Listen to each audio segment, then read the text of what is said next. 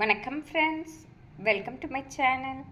நாம் உடனடியாக செய்யக்கூடிய உருளைக்கிழங்கு வறுவலுக்கு முதலில் 3 உருளைக்கிழங்கை மெலிதாக நறுக்கி கொள்ள வேண்டும். நாம் உருளைக்கிழங்கை இப்படி மெலிதாக நறுக்கி கொள்ள வேண்டும்.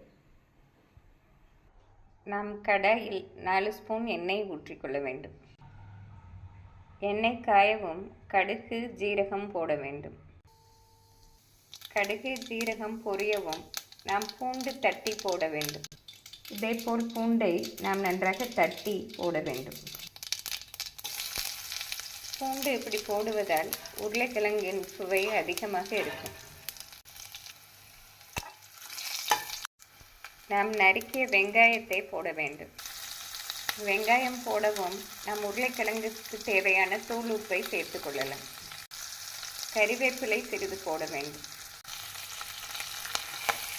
கறிவேப்பிலை போட்டு வெங்காயம் இந்த அளவு வதங்கவும் நாம் உருளைக்கிழங்கை சேர்த்து விடலாம்.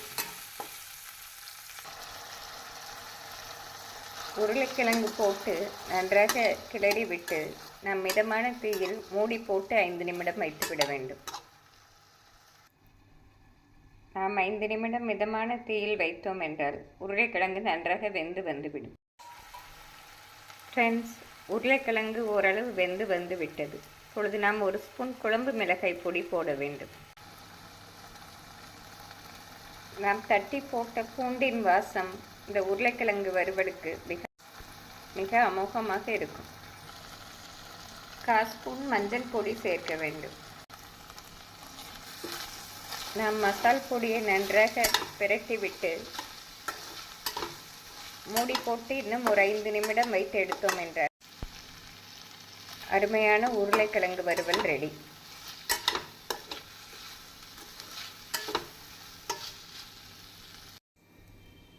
நாம் ஒரு 5 நிமிடம் வைத்து திறந்தோம் என்றால் உருளைக்கிழங்கு வறுவல் ரெடி.